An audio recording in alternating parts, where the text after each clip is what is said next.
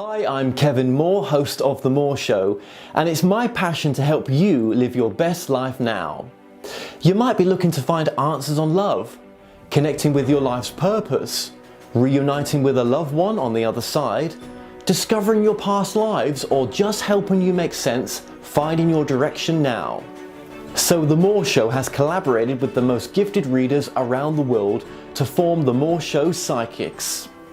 Now, my readers have a large range of skills to choose from to be of service to you, and all my psychics are interviewed to show transparency, with each interview available on the website. So call now, dialing the numbers on the screen to speak to my operators 24/7, or go to tmspsychics.com to choose a reader or book online. The Moore Show Psychics, helping you transform your present moment into the most loving and happiest it can be. Now, I also offer a full money back guarantee, so what have you got to lose? Empower your life now.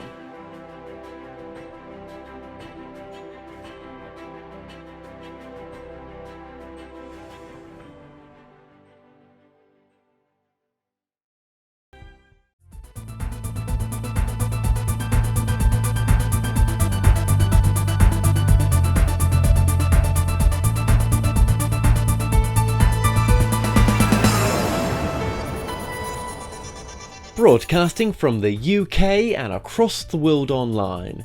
You're now watching The Moore Show, and I'm your host, Kevin Moore. Now, for the next hour, I'll be covering subjects that will open up your mind and provide you with information you may have never heard before. Now, on today's show, I'm about to be joined by my guest, Mary Rodwell. Now, Mary was born in the United Kingdom and migrated to Western Australia in 1991 and now resides in Queensland. Mary is a former nurse, midwife and health educator, and was employed as a professional counsellor. Now, since 1994, Mary has worked in private practice as a professional counsellor, hypnotherapist and international speaker.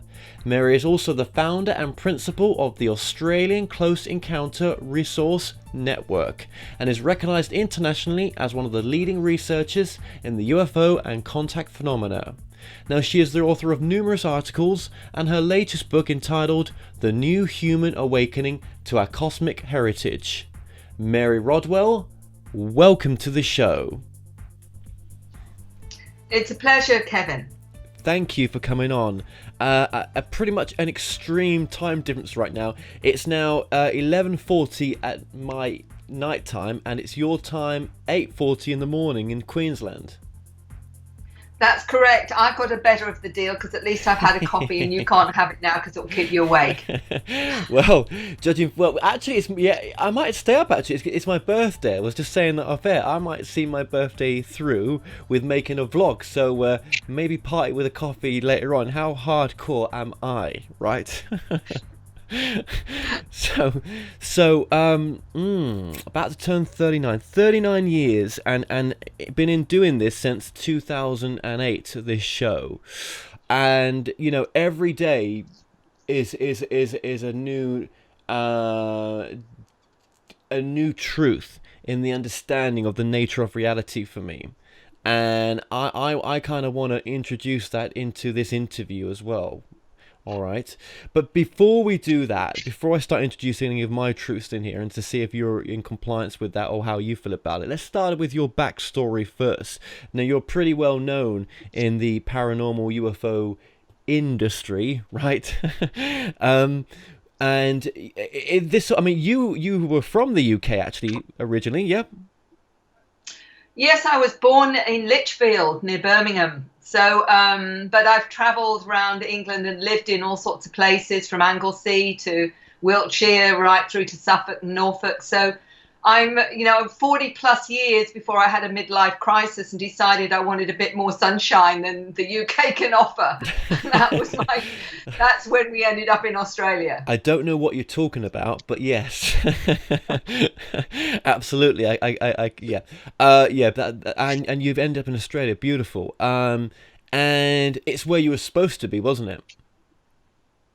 Well, I always think there's a reason why you end up where you are. And when you look back you're talking about your birthday where you're a spring chicken. I'm in my late 60s. And when you start looking back, you can start to see why you got led in a certain direction or how that happened. I always thought I was going to continue to be a nurse or a midwife for the rest of my life.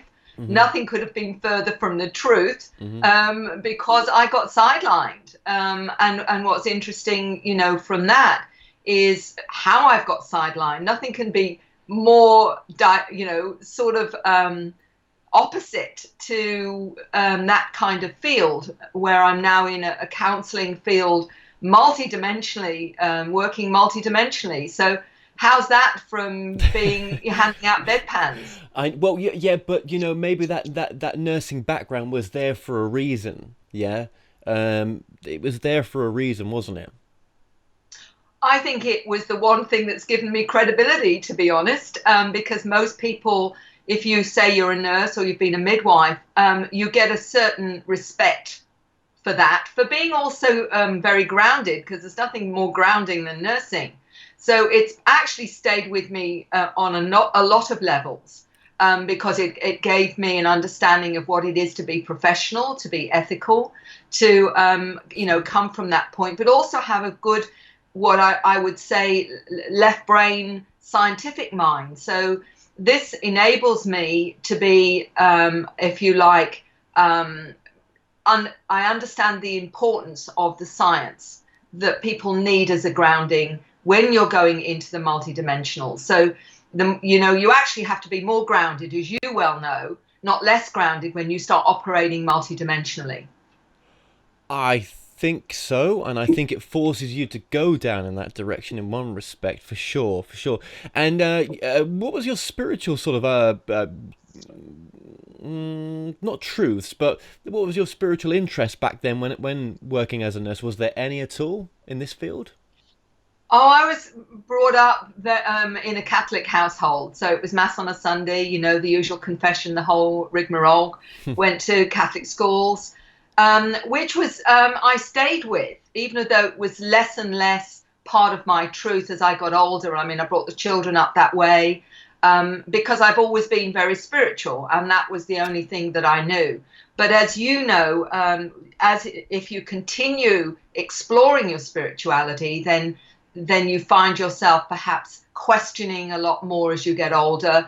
I started to, because things like reincarnation were not part of the Catholic ethos at all. I started picking up books that were saying, yes, this was real. And it became very much, the more I researched, the less I resonated with that kind of belief system, to the point where I realized I was only going to Mass because I liked the people. And, I liked the hymns, and it wasn't because I actually really took it on board anymore. So then I was a hypocrite. Yeah, but it does provide a nice community like that, for sure. I mean, if I asked my ex-partner, about, why she was into Christianity, it was she would always say it was the community. Yeah. Yeah, it was. Yeah, It was. and I think a lot of people, that is why they stay with it, even though it may not resonate on every level. But when I started to explore more of my own awareness, then you start to tap into another truth, which I call more of a universal truth, which is, where I'm coming from now. Absolutely. And now you've got a different community you're involved with. A completely different community now, because everything does provide some sort of community, doesn't it, in a sense. So okay, now when you was as a nurse, were you ever with end of life patients? Oh yes, I mean, you're faced with death, but all the time. You can be having a cup of tea with someone one minute, they're having a cardiac arrest, and half an hour later you can be having to sort out their physical body. So it certainly puts you in the frame of understanding your mortality. But what was really more profound was when I went into counseling and working with people in grief and bereavement, hospice, knowing that they're going to die, and exploring what they felt about their beliefs in life after death. And that was when I really started to explore my own understanding, and whether or not what I'd been taught or grown up with in terms of the belief system of heaven and hell and purgatory and all that stuff, whether or not that actually was still my truth. And I found out that that through doing the counseling and ultimately hypnosis, Yeah. that wasn't fitting in with that anymore. I've thank you for that. I've come across met nurses who deal with end of life patients, or were dealing with them, and they always used to say how they just knew when the soul was leaving the body, or they'd sit up and they'd be pointing over the edge of the room, and then they'd sit back down and they'd pass away. What was it? One story one nurse told me was the way they were always trained to leave the window open as this, for the soul to go out the window. Things that you don't hear about sometimes. Just things I heard. Many nurses are very intuitive, and Yeah. I've met many nurses that have said they've seen the soul leaving the body, and also almost like they're being greeted by someone very precious to them, either a family member that's moved on, or a spirit, or an angel, or whatever. So I wasn't exposed to that so much until I Right. ended up working with grief and bereavement in counseling. And what was fascinating too was the numbers of people that were struggling with their grief issues, but feeling the either if it had mum passed on or dad had passed on, feeling their energy, or sensing mum's perfume, knowing that mum was still around, or feeling mum was still around, and also being shown things that proved it to them, Yes. little things that would be left in strange places, or this kind of thing, Yes. and knowing that wasn't that only could be mum or dad or granddad, whoever it was. And so many people have known that someone they've loved has passed on, just known it because of their connection, spiritual connection to them. Absolutely, absolutely. So okay, so that was a great grounding for you, as your path was unveiling in front of you as well. And okay, so we get to Australia, and then I don't know what period this was or how long it took you, but all of a sudden, you're in a documentary, you're exploding with your work and everything in some respects. You've got more and more people coming to you, that have had contacts with advanced beings from different dimensions or different whatever, right? How did that, from going to Australia to where you are now? How has that path gone? How has it grown for you like that? What was the pinnacle? Was there any sort of like, well, this is it? Was that through hypnosis sessions that you started with, and that's where the work led from? Well, it's a good question. I mean, counseling became more of a resonance to me than nursing. I love the fact that you could perhaps prevent illness rather than, deal with the outcome of an illness, which you can do because of stress. 60% of stress causes illness. So I started with that, but then you'd have people, sharing unusual stories with you, especially if they're facing their mortality, or if they, or they've actually lost someone very deeply to them. But what occurred from that was I went into private practice after I'd worked, with hospice, etc., etc. And in private practice, a gentleman came to see me. He lives in England now. His name's Ellis Taylor. And Ellis came to me. He's my very first person who said, look, Mary, there are no support groups for this. For this, they just think you're crazy. And he explained to me that he had experience where he felt he'd been taken up on spacecraft, waking up with marks on his body, shaved areas, etc. But what was profound with that was that it wasn't just him experiencing this, it was his partner and his children. Now that it takes it out of a hallucination, it takes it out of a fantasy when a whole family is traumatized and from their experiences in this very real way. Luckily, as we'd say, synchronously, I'd read a couple of books on this, one of them by Dr. John Mack, Abductions, Human Encounters with Aliens, another one, Whitley Strieber, Communion, which was about his own story. So you've got a Harvard professor of psychiatry that's writing about this and saying it's a reality, and you've got someone like Whitley Strieber, who is an author, that's saying this is my experience. I picked those books up less than 2 months before Ellis walked through the door. Now, you explain that one to me. What was fascinating was then that I had a preparation so that when he walked through the door, even though I thought it must be very, very rare, which now is so hilarious when I've dealt with thousands of people who've had these experiences. Sure. The fabulous thing was that really gave me a background to work from, and from that, really, that was my introduction to this whole area of not just people seeing angels, fairies, spirit guides, Uncle Joe, or whatever, but actually non-human intelligences of all different kinds, of shapes, forms. That was when it all came together, and I realized that there was so much more to our non-physical realm. And you think as well, right? How many people have you worked with? Would you say in reforms, from regression to hypnosis, in a sense, thousands or? Oh, it's over 3,000 individuals now globally. Well, yeah, but I mean, a lot of these the majority would be from Australia, would they not? No, not at all. Oh, I work with people globally. The interesting thing is, even when they can't speak English, there are a lot of people contact me from Africa, from Europe, from Poland, Russia, Alaska, South America.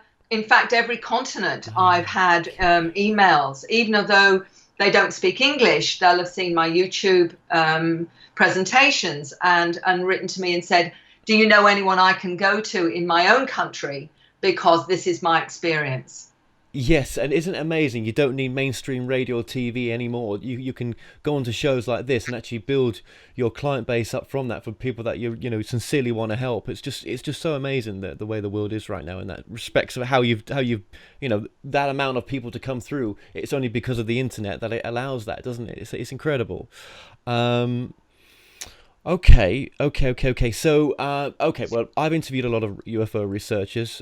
Probably not met as many as you, but I've interviewed a few, and a lot of them are very much nuts and bolts. But you're not. You're beyond that. Now, I think you obviously, you knew Dolores Cannon. I know you did, and again, she was doing along the same lines of work as well. So do you think the evolution of what the UFO phenomena is, if there is any truth in it, is going to be in the direction that you're going in? Look, there's no doubt that we're being visited, and there's far too much, video evidence, whistleblower evidence, tangible sides to this, like people finding marks on their body after an encounter, missing time episodes when they go on a journey and it takes longer than it should do, finding themselves outside with all the doors locked. All those kinds of things, implants, all these kinds of things, without doubt, give veracity to the whole experience. And anyone who's seriously interested, I mean, there is so much evidence now.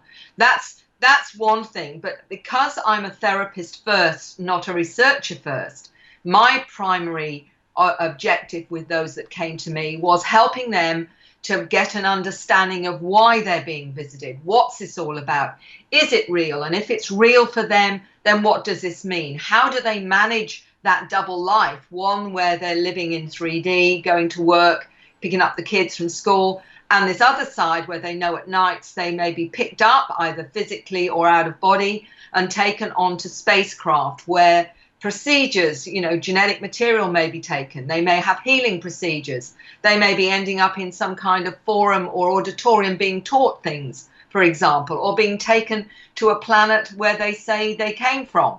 This is, how do you manage that with your 3D world that says this doesn't exist? So my work was not only giving information that helps them validate that kind of experience so they can feel they can normalize it, as it were. And I mean, my book Awakening was for that. It was a resource book to help people through, how do I know I'm not crazy? How do I know this is real? What do I do about the fear? How do I manage the fear? How do I get support? All those kinds of questions. What does this mean? All those kinds of things, I put into a book because I know that going to a psychologist or going to a psychiatrist doesn't necessarily provide you with support because they're uninformed, for example. So, going to someone who's uninformed is going to see this as an aberration or see this as a psychological illness. So my whole idea was that when people came to me, I would provide them with information, listening at non-judgmental support, so that they could start to work things out for themselves. And through doing hypnosis, we can find out what happened in that missing time. Where were they taken? Why were they taken? And having a dialogue with the beings to get information about what this all means to them in their journey. So going from all of that, you've got then something for them. It doesn't matter if anyone else believes them or not, as long as that makes sense to them is the primary purpose of the work.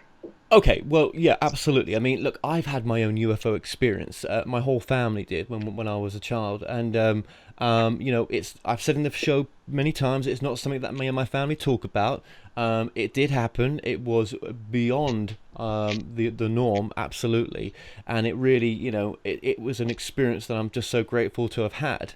And when I got regressed many years later in Los Angeles by a doctor out there, my experience of what happened under regression was completely different to some of the facts that I know that I physically remember on that day. So I come from a space of knowing that this is a reality as well, because having had that experience. So okay, and again, when we talk about patients are getting regressed and then they, as I did as well, and they connect with the true scene of what happened on that timeline that we go back to, and when we say we can speak to the aliens, or that's just a word for them, maybe we're alien to them, right? We're not really connecting with them in real time. We're connecting with an aspect of their soul, aren't we? We're connecting into a place of unreality. That's this space that we use words to describe, but there's no way to describe it unless we were back there. And I think would you agree that we're connected with the higher essence of the beings that abducted us? We're not actually connecting to the beings and in real time saying, oh, hi, can we just have a quick conversation here? Do you know what I mean? To tell us what happened. You're connecting to an aspect of that being where the information is coming from. This is a very interesting question, and I think we can all have our own idea on how this actually works. All I know is that when I take somebody into that altered state, where we're talking to their subconscious, superconscious, higher self, or oversoul, whatever name you want to give it, or that what they would see as their spirit guides or their ET family or whatever, what you can do, whether or not you understand this, is you're working through the unified field theory of consciousness. What you're saying is that you can access that information where there is no time. So when I take somebody into that space, they want to perhaps find out why they've been, had a certain encounter where they were, where they felt something had happened. When you take them into that space, they can actually see the scene. They can see themselves perhaps having procedures done or whatever. You can get them to look at the beings. Usually one of the beings will be very familiar. And that's what I ask them, is there a being there that looks familiar to you? Okay, now I want you to talk to that being. So you can then get them to say to that being, why am I here? What's the purpose of what you're doing? How is that helping me? Whatever question they want. And they will say, he is saying, or she is saying, and we'll get a response. Now, how you interpret that communication as you're talking to their an aspect of the ET being, or whether or not they're remembering that that's what they asked them at the time. The time thing is really a moot point, because they can manipulate time. And, time isn't linear in that space either. We're talking about accessing the quantum hologram of consciousness. So, when we're pulling this information in, is it in, this is being asked in that time? Yes. Our time? That's a difficult one. What I would say is, all I know is that they get the information that most resonates with them or makes the most sense to them. Absolutely. And let's just put this in a nutshell as well. All or most of these people that recollect their experience through hypnosis or regression, it's always found to be that it was a very spiritual experience. I mean, even people like Travis Walton, I've interviewed him not too long ago, he will say, now I look back at this experience and it was a spiritually evolving experience. It was nothing negative.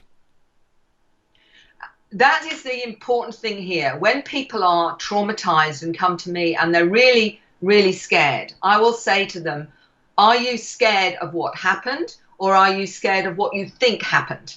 And they will say, Right. because of what I thought happened. When you take them in and they start to explore it, what they think happened may not have happened. In fact, something quite different may have happened.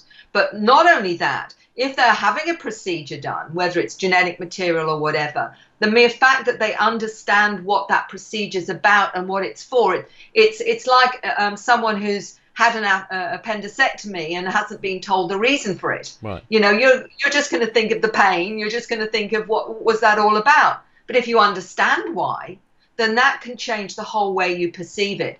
And people need to understand that over 42% of people we've surveyed in the surveys under FREE, the organization that I'm a co-founder of, the Dr. Edgar Mitchell Foundation That's for right. Encounters and Extraordinary Experience, we found with 4,000 surveyed that over 42% had healing procedures done on the craft. Right. Now, this is what the public don't know.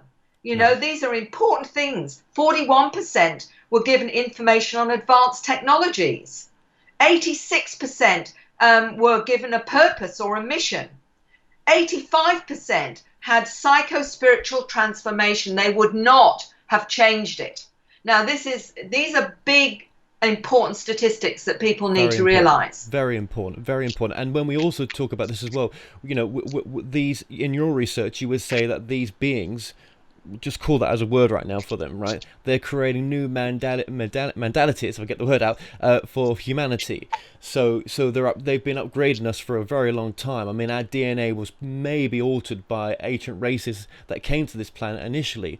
Now, why would you say they altered it? Well, maybe it was to allow higher dimensions, higher levels of consciousness as we are now to come into these bodies.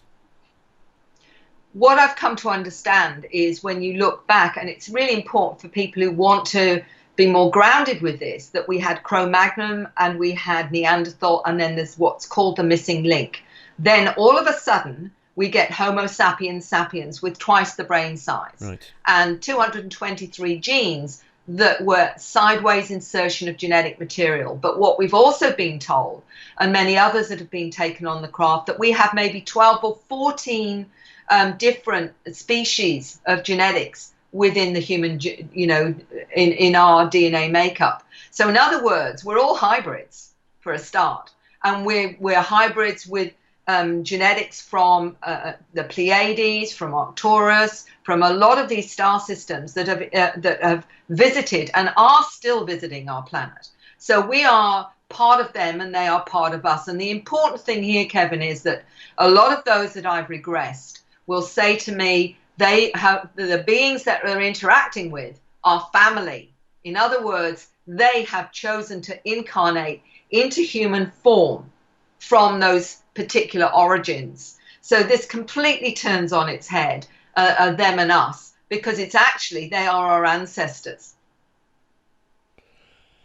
Yeah, and you think to yourself, right, if they're our ancestors and they've traced us somehow, they've traced it down to a soul level even, right? Just say they have, right?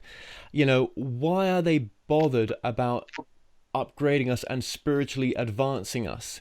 What is it that's special about this time right now, in trying to, even the ETs trying to awake us, let alone, you know, channelers trying to awaken other people and other modalities of trying to is the majority of this planet stuck in some sort of cycle, karmic cycle, that with free will, you know, we've been allowed to keep coming back and having, you know, these scenarios that we play out on this planet. Is there something in all your research that points to somewhere where basically we're stuck and we're not moving on, and it's a better thing to become spiritually awakened and move on for the soul as much as it is for everyone else as well? I wonder, do you ever ask yourself the question, have I ever lived this life before? You know, I mean, that's a crazy question, but I mean, have we? How many times have we repeated the same thing?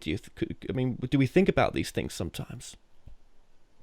For me, I don't feel I've lived this particular life before. I do feel I've had several past lives on this planet. My understanding is that what's happened is that as soon as we as a species reached a certain level of technology that could not only damage this planet, but other dimensions, then this is when I believe the star beings have stepped up this acceleration of consciousness on this planet now, because they are very aware that we're very close to being a space-faring species, but we're still very much in 3D, a lot of the planet. So what I feel has happened is that to accelerate the evolutionary consciousness of humanity into what I call the new human, they have basically worked intergenerationally with us as a species. And the thing that people may or may not know about contact is it's intergenerational. It goes through family lines. So in other words, if like you're saying that you've had experiences in your parents, it'll be one or both. It will be one or both of your grandparents, etc., down the family line. But each one is an upgrade. So what they're doing now is a very speedy upgrade, and that's what I'm seeing at this moment in time, is that this upgrade is allowing us to become aware enough to interface with them, because a lot of the new children I talk about in the new human are telepathic. And that these programs, as I call them, which is that, Dr. Lena Olson, a molecular biologist who is herself one of these upgrades, calls them the letter people, because we know them as ADHD, Asperger's, dyslexic, and some forms of autism. And we're seeing that as a dysfunction, but actually many of them are what I would call the new programs of upgrade. And the reason I say that is, we know that with autistic children, for example, they're telepathic primarily, and many of the new kids are telepathic. So my point is that whether or not there are other agendas going on, the one that I'm perceiving is this rapid upgrade of the Homo sapiens sapiens is happening because we're very close to being spacefaring. And with that, we need the upgrade. But what if it's deeper than that? What if it's not just that?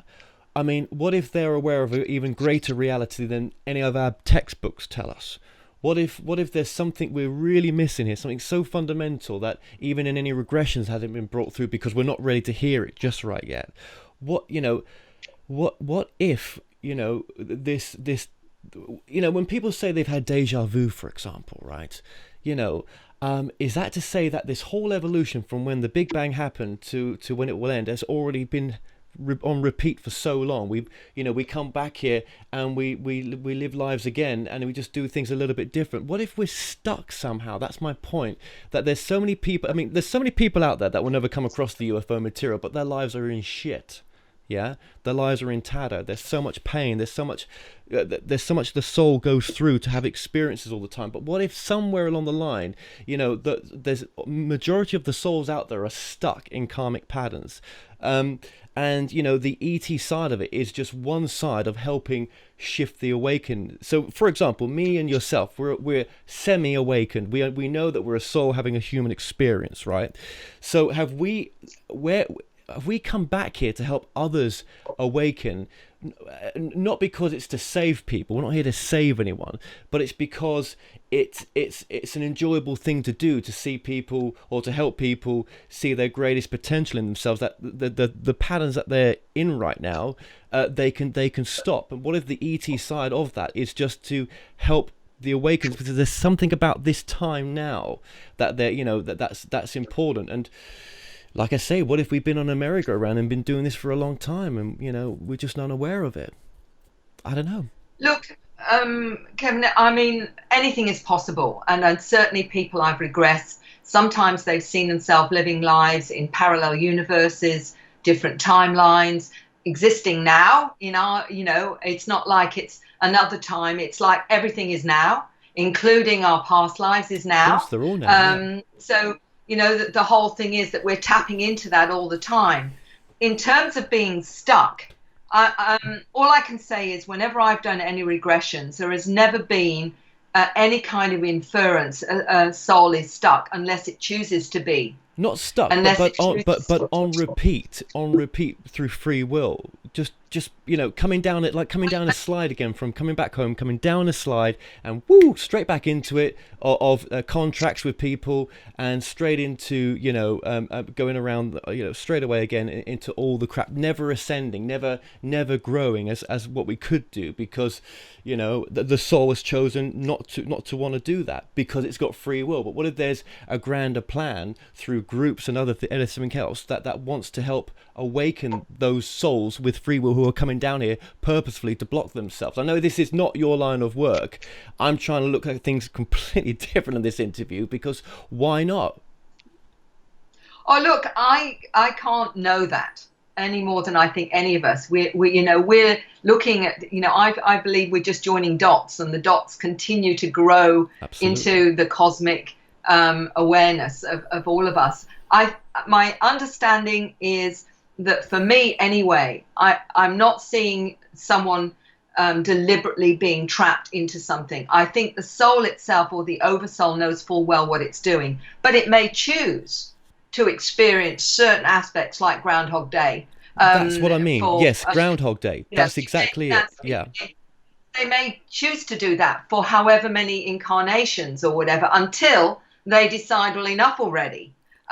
What this young girl told me, that when she was talking about God, only she said God has no gender. It's not male or female. It's an ultra-terrestrial that lives in the dayland. And she said, with the angels and light and where we all came from. She explained to me that as we incarnate as new souls, and as we're gradually going through different experiences, we're all helping each other. So in other words, for those that are less awake than yourself, you will be helping those to reach a higher level of awareness. For you've got someone helping you into a higher level of awareness, and that being is being helped by another one. So it's like we're all assisting each other as catalysts to help each other evolve. So we've all got a role in that. So she said that's how it works, is that we're all helping each other and we're being helped. That, for me, resonates far more than anything else I've heard up to date. But that may change tomorrow, Kevin, because tomorrow I might get more information that tells me, Mary, that's too limited. This is this, or this is this. That's the thing, isn't it? That came from the truth of that person at the soul level that she's at. Now, maybe souls above her, without pushing any truth on anyone, would have a different understanding of it, because they're at a higher level. Exactly, yeah. So what we know now may not be what we know tomorrow night. And I'm you know, it's nice just to speak openly about just things. You know, I've met a lot of people recently and interviewed a lot of people, and it's changing my viewpoint on my truth, actually, of what I think this all is. And it's probably a little bit more involved than we think, actually. But anyway, getting back to your work as well, I just wanted to put that out there to you, just to see what you thought about that. But so okay, so the people that you've got coming to you, and this whole program where it's, you know, basically upgrading people, you know, even for the star children that are coming through now, coming to you, as the young lady you spoke about there. This is only to a select few, isn't it? You know, in population wise, this is not, you know, this is a small percentage. Is that right? No, it's not right. Okay. It's an interesting one. My understanding is, when I talk to this 9-year-old, and for those of your listening audience that, you know, are wondering why I quote the children quite a bit. I quote the children because of two things. One, they are less conditioned and programmed. Two, they don't watch talk shows, so they're not front-loaded and what have you. And three, they don't read books on this. So when they're coming through with the truth, I believe it has got a lot more integrity, often, in terms of its clarity, than older individuals that have gone through what I call educational misprogramming. So when you know, I spoke to her about the star seeds coming to the planet. How many did she believe that was on this planet right now? She said at least 50% are star seeds. But with that, she did make the statement that many of them, when they go through schooling or higher education, get programmed out of their light. In other words, through the system here, the 3D programming, you can, if you like, forget. And so for many of them, they end up forgetting what they know. And this is really important. So part of what we have to understand is that the way things are set up, particularly in Western society at the moment, is we have a system that is aimed at programming people out of their innate understanding, their wisdom, their senses, their knowing, deliberately geared to get them to deny or ignore it, so that they are then, if you like, totally put in the box of 3D. And part of your job, I know, and part of mine has been to say, wake up, there's another part of you that can access information, that has a knowing, has a sense, has an understanding. Start listening to it. Stop denying that that's part of who you are, because you do have a resonance to truth. You do have a knowing, and it isn't going to be worked out by your left brain, analytical, logical mind at all. It's actually going to offer you the information from the matrix itself, from the hologram, that's going to help you understand why you're here and the purposes in terms of your spiritual purpose and your understanding of yourself. Yeah, I mean, you would say then that would potentially, this is a holographic universe.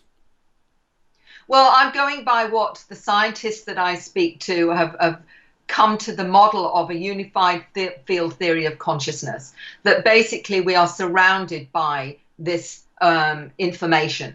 And what's interesting about the DNA, there's Russian research that has explained that our DNA actually creates miniature wormholes into, if you like, this hologram of information, so that when you have an intent or a desire to understand something or seek information, you're sending out a frequency through that portal into the consciousness of the soul consciousness or oversoul of yourself, but also through the human Homo sapiens earth consciousness as well, to get the information that you seek. And that's when you get this knowing, this sense of something, this intuition, you know, this reaction, this energetic reaction to information. Or you may even hear it or see it as a symbol, or see it as an energy, for example. There are many ways we access this kind of information. Yes, absolutely. I think the more people that wake up through the work that you're doing, then, you know, it's when they improve their own lives, it's a ripple effect of improving others. Well, it starts with us, doesn't it? You know, it starts with how we are, and it's not about putting out all the lovely words, but your life is crap. You know, I see a lot of people who put themselves out as teachers, and, you know, they come out with beautiful information, but you look at their lives and their lives are a mess. What is that telling you? They're not walking their talk. You know, it's as simple as that. You know, we have to walk our talk. And then the soul just comes back again to live the same pattern with the same soul group again and again. And that was my point earlier on. We keep coming, but now whether this is Groundhog Day, I'm saying it's possibly, I'm trucking that out there as a new paradigm of thinking, right? Or whether we just come back to live the next life with the same soul group and do the same lessons. We're just not waking up.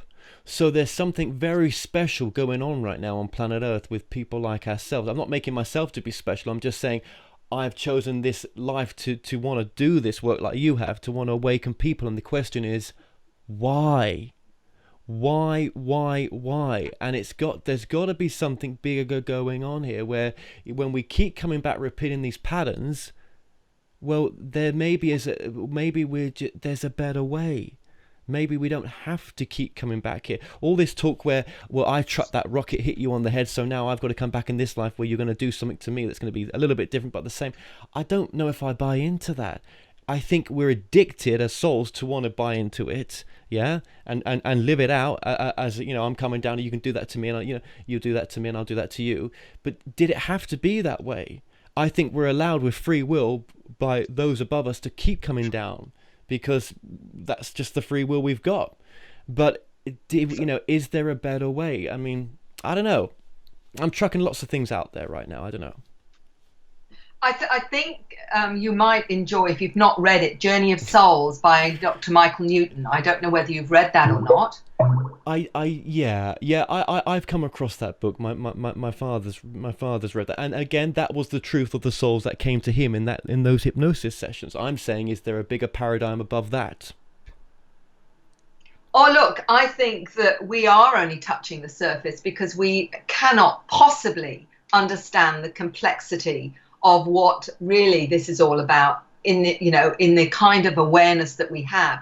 So there's multiple layers. There's got to be multiple layers. There has, isn't there? And I think we're looking at it through the eye of a needle, to be honest. But we can only interpret through what we're getting at this particular time. I was told once through a lecture that at any one time, we take in 12,000 bits of information. Of those 12,000 bits, we only actually perceive 8. And of that 8, only 4 of it is accurate because of our own belief systems and our own programming. So out of 12,000 bits of information, we're perceiving 4 with a kind of any kind of accuracy. So that perhaps gives us some indicator of how little we really fully understand about, who we are, what we are, and what our perceptions are telling us. And then there's some part of me that almost says to myself, right, just bring this interview back to groundedness again, ground it back to simplicity. But then again, that's not the angle of your work, is it? I'm being, it's not the simplistic work, is it? But in a beautiful way, I say that. Do you know what I mean? Because I respect your work, yeah. But if I was going to go all Eckhart Tolle here or something else like that, Eckhart Tolle wouldn't touch this with a barge pole, right? But that's where he's at. Yeah, it doesn't mean that that's everyone else's truth. I'm just saying, when there are, so some people, there are simple ways of looking at this kind of work. See, what your work does is it's still talking about spirituality. That's it in a nutshell, right? Yeah, Yes, absolutely. Yeah, because when people come to me, that's what ultimately it leads to. Right, is the journey. Exactly. It always goes back to that, doesn't it? Always, So getting back to the ETs, right? Yeah, they must want the same for us. They must want the same for us. They must want us to awaken. And this is maybe the souls they're interacting with, that doing these procedures with, and everything else that goes with it. Maybe there was no other way for those particular souls to wake up. Just like when people have a near-death experience, they needed to be hit over the head by a 2x4. There was no other way for them to wake up. Well, my analogy, keeping it simple, is this. When you have a child, there are some children that you can tell them not to touch the hot plate on the cooker because they'll burn themselves and it isn't very pleasant. Now, you'll get some kids that will quite happily listen to that and don't touch the hot plate. But you'll always get one kid that says, I'm going to just check that out. Yeah, they'll be in pain for a little while. They get it. So the soul has a choice. Do you want to listen to the advice or what you're hearing, or do you want actually to experience it? And that's how I see the journey. For some, they're happy to hear it. The others want to actually experience it. But then why has that soul, this occasion, chosen to have an abduction experience, to be spiritually awakened, compared to someone that hasn't chosen that? Why would a soul as complex and in intellect and infinitive, well, I'm giving it credit here, I guess it is, right? Why would it need that experience? Maybe it's been on something for a long time, and this is one way of shaking it out of it. If it's been on something for a long time, is this one way of getting it out of itself, getting itself out of the way and getting into spirituality? Because this is an easier way into spirituality than any other way. I don't know. Well, the way that I've come to understand it, I've no idea whether I'm correct any more than anyone else is. But my understanding through working with people in hypnosis, where they have talked about coming into this incarnation, choosing their parents, choosing their siblings, and doing their business plan for their life on this planet. So the way that I see it, when I ask a soul or someone in hypnosis who's had an experience that aspects of it have been a traumatic wake-up call, I've asked them if on any level, and I'm talking about any level, subconscious, superconscious, higher self, or whatever, they have consented to that experience. They usually go back to before they came here. where they will say, I agreed with my soul, my star family, to incarnate and experience this as a wake-up call. Because unfortunately, we're very stubborn. I think a lot of souls are very stubborn. And, you know, it's not till they get their back against the wall will they actually make a change. Often, you know, they have to be slapped around a little bit before they get it. Okay, so we're saying the same thing. Yes. So then how many lifetimes was that soul stubborn for to have to go and have that type of experience? How many times was it doing the same goddamn thing for it to eventually say, well, you know what, let's try it this way for once? Well, that will be up to that particular soul. Yeah. And some of us perhaps choose a different way to learn than others. But, you know, it is all about that. I mean, one of the things Dr. Olson talks about is what she calls low frequency people and high frequency people on this planet. And she said that we're separating out into the two frequencies. And those that wish to stay in 3D are low frequency people. That's their soul choice this time. For the rest of us that want to go within the high frequencies, we're making that soul choice now. And she's seeing that actually happening as what's occurring on this planet. We're getting the polarities more and more, as we can see for ourselves if we look at what's happening on the planet now. Well, what about this as a theory, right? You know, I've chucked everything else out of you, right? Well, not really, but a few of the crazy things, right? What if, as the soul raises its frequency to become a higher frequency person when they've had this experience, so they've grown spiritually, what if they switch over to a different timeline, a different reality out there, a different version, a different... It all looks the same as this, but you won't know you've switched over. You've gone into a parallel universe that's of a higher frequency. When people talk about going to the new Earth, they're just jumping over to a different frequency of them. Our soul splits off into a billion versions of itself, maybe. Not just, I'm making this up as I go along, right? And it's so that every single facet can be lived out, so the soul can get the maximum in that one timeline, let alone all the other timelines that we're in, right? So, you know, as you hire yourself, you switch over to somewhere else of the new Earth, as they call it. Oh, I think all of that is possible. One of the ways that I use an analogy is if you look at the palm of your hand as the ultimate aspect of your soul, and the fingers are aspects of that soul, going into and operating in different realities, different frequencies, different timelines, etc., etc. We may split out into innumerable different aspects, all living different experiences in different dimensions, different realities, etc., etc. Why not? I'm going to write a book. I'm joking. Yeah, yeah. Why not? Well, exactly. I mean, I'm just steering your work into ways that some other people, you know, that maybe it's just, you know, just look at it a bit deeper. That's all. That's why I'm going with this interview, just to do something different with it as well, rather than the same old stuff for you as well. And I want to go deep as well, I guess. So, and it's just interesting to look at what the potential is, but. Bring that all back down to now. Let's bring it back down to where we are right now in this lifetime, in this moment right now, because all we have is right now. That's the most important place, isn't it? If I was to say to you, right, let's bring it back to the moment now. Where does your work fit into the moment now? Well, it's evolving all the time, but all I can say is, in terms of my work, I seem to be more and more recognized for my work with children, because for whatever reason, that's been an important focus for me, because they are our future. And I want to, if you like, find a way to assist them to be our future in a way that, you know, helps the planet as well as them. Yeah. You know, I've got grandchildren. I want them to have a life. I don't want them to be on a polluted planet where they're controlled and poisoned, etc., and educated out of their light, as this 9-year-old talks about.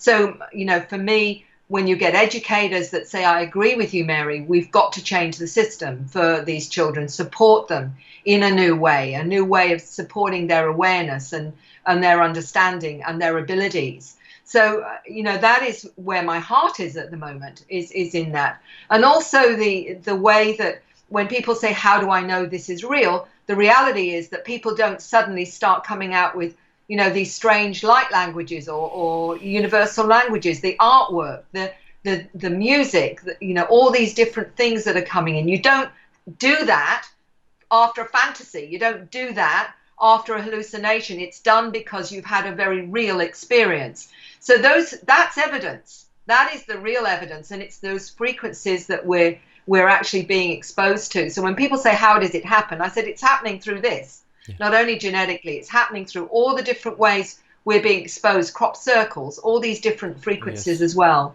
So those are the two areas that I'm particularly find particularly important and part of this whole phenomena that I think are not necessarily given the priority that they need, because we need to find a way to help these children become who they've come here to be.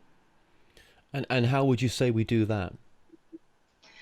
One of the ways is to provide a space for the children to be, if you like, to expose their understanding, to be listened to.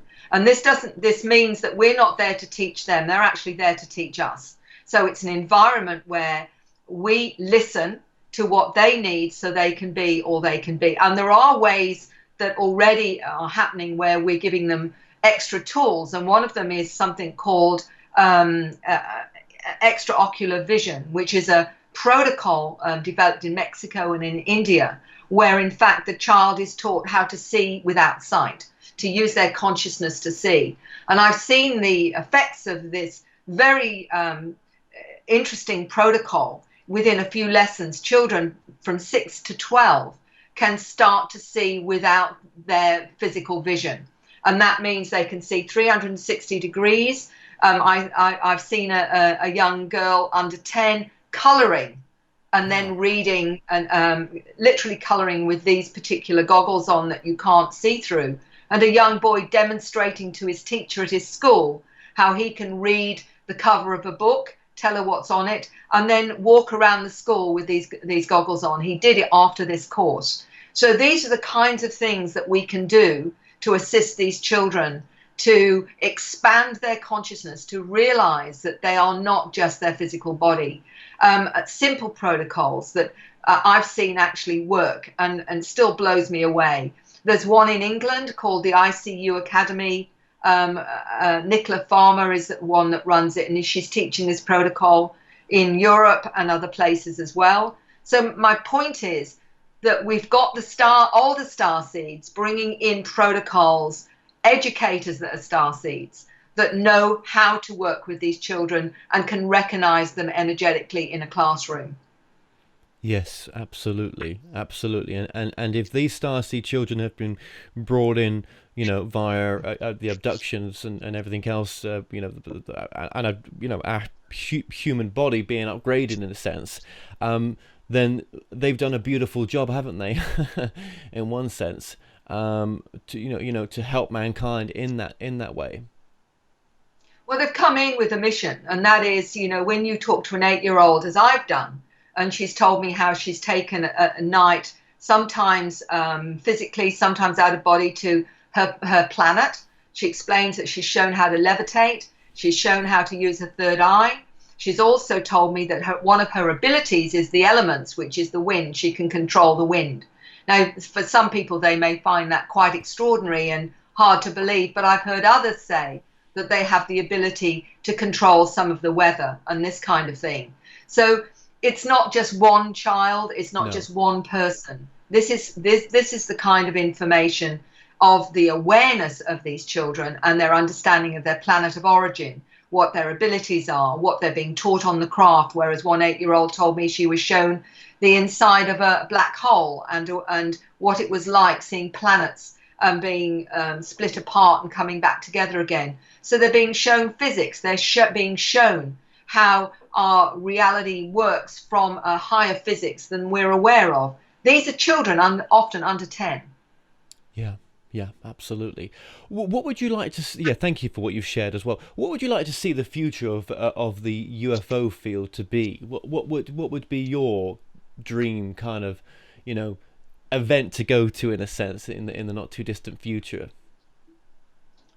Well, for 70 or 80 years, what I call the nuts and bolts of ufologists and have brought in the reality. They've shown that craft have been visiting this planet for millennia. We've got enough information to know now that they've interacted with governments. We've got enough information with ground traces the implants, the marks, all these kinds of things to prove its reality. But the only thing it hasn't done, and this is my angst with nuts and bolts research, is they haven't said why. It doesn't explain why are they here, what are they doing, why are they interacting with humanity, what is the purpose of all these different programs, etc., etc. And that's what the experiencer wants to know. It's all very well. We know, this is real. I've seen the craft. I know I've been on it. I want to know why they're picking me up. Why me? What's so important about me? What's so important about my family? Why are they doing this? And that's the big question that we're going to get from the experiencer if we start to listen. But the trouble is the experiencer has not been listened to. Most of the time they've been seen as fantasy prone, wanting attention, attention seeking, looking for publicity, only really wanting to sell a book, all this kind of nonsense, when most experiencers actually, they just want to be heard and they want someone to actually listen to their story. Many of them are not seeking publicity. The last thing they want is publicity over it. They don't want the laughter or the derision or the mocking or the other stuff that comes along. They're not out to gain fame and fortune.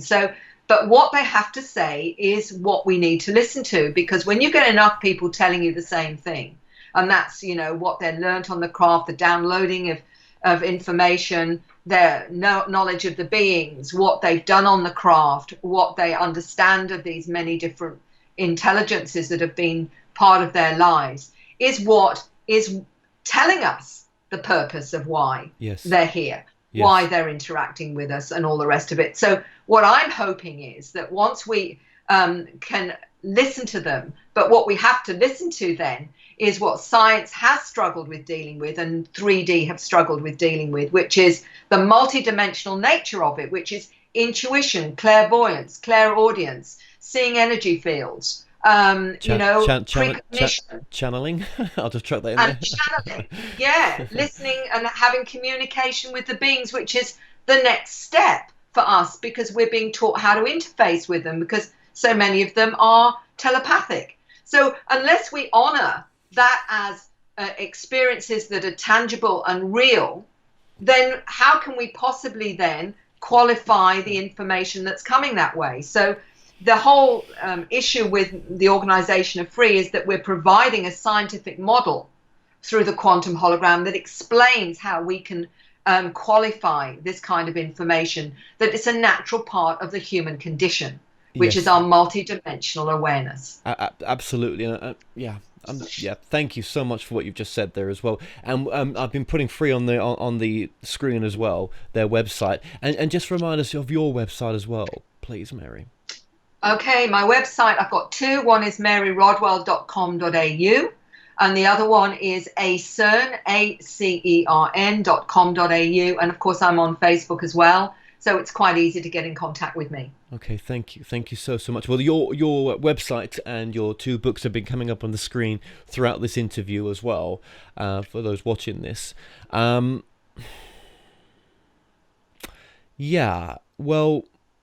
it's a very deep conversation, this, very deep, because of the nature of what it is as well. What would you say is the most important message of your work? The most important is what a 9-year-old said to me, and she said, human beings are incredibly amazing beings, but she said they've got to believe it first. So that what we've really got to understand is our potential. And that is what's so exciting about this. The more we open up to what we can be, the more we can be what we want to be. And I think that's what, for me, is the most exciting. When these children show us our potential by their own abilities and their own awareness, that's not just them. Even the older models, even yourself, and happy birthday, because it will be your birthday now. The older models. As one of the older, I'm an older model than you, but the bottom line is we all have that within us, that potential to be as these children are showing us. But first of all, we have to believe it. And that is the big one. So open your minds, open your hearts to your potential, and you may be absolutely amazed at what you can be. Yes, absolutely, absolutely. And as someone that started to channel, that is so true. So, Mary Rodwell, I know our paths are going to cross, and I want to thank you for putting up with me, and just thank you for what you're doing in the world as well. Remember that you're doing a great service, and I just want to leave my love with you and say thank you so much for joining us today. Kevin, it's been an absolute pleasure, and I hope you have a wonderful birthday. Well, we've come to an end on today's show. Don't forget that you can listen and watch all our past interviews on the More Show's official YouTube channel. Remember to subscribe to our YouTube channel for new daily shows. You may also find out more information on all past and upcoming guests by going to themoreshow.com, and do like us on Facebook and Twitter for the latest updates. So until next time, be safe.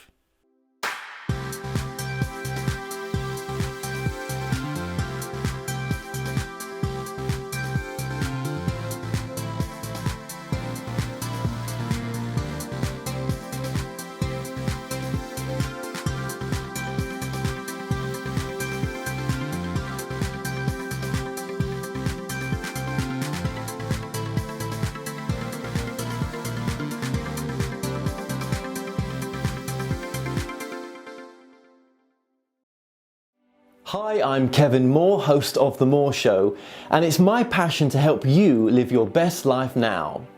You might be looking to find answers on love, connecting with your life's purpose, reuniting with a loved one on the other side, discovering your past lives, or just helping you make sense, finding your direction now. So The More Show has collaborated with the most gifted readers around the world to form The More Show Psychics. Now, my readers have a large range of skills to choose from to be of service to you, and all my psychics are interviewed to show transparency, with each interview available on the website. So call now, dialing the numbers on the screen to speak to my operators 24/7, or go to tmspsychics.com to choose a reader or book online. The More Show Psychics, helping you transform your present moment into the most loving and happiest it can be. Now, I also offer a full money back guarantee, so what have you got to lose? Empower your life now.